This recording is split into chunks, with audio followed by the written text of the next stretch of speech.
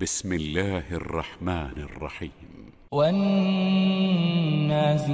غرقا والناشطات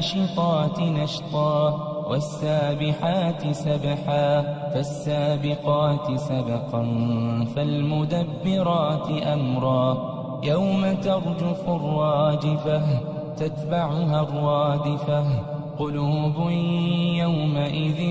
واجفة أبصارها خاشعة يقولون أئنا لمردودون في الحافرة أئذا كنا عظاما نخرة قالوا تلك إذا كرة خاسرة فإنما هي زجرة واحدة فإذا هم بالساهرة هل أتاك حديث موسى إذ ناداه ربه بالواد المقدس طوى اذهب إلى فرعون إنه طغى فقل هل لك إلى أن تزكى وأهديك إلى ربك فتخشى فأراه الآية الكبرى فكذب وعصى ثم أدبر يسعى فحشر فنادى فقال أنا ربكم الأعلى فأخذه الله نكال الآخرة والأولى إن في ذلك لعبرة لمن يخشى أأنتم أشد خلقا أم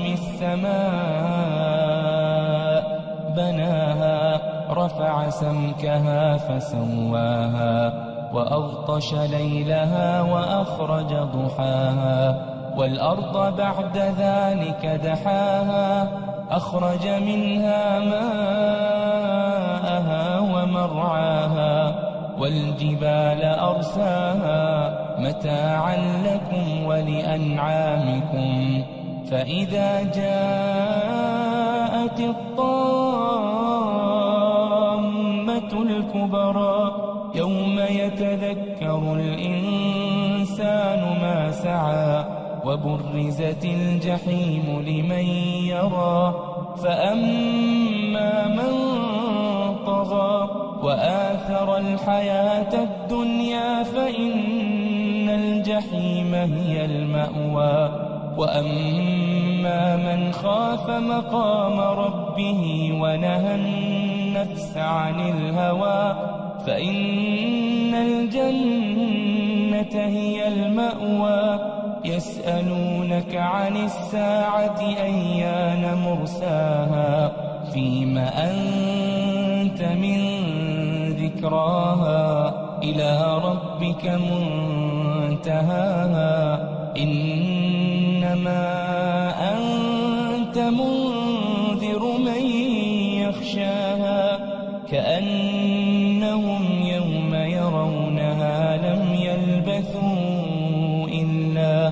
إلا عشية أو ضحاها.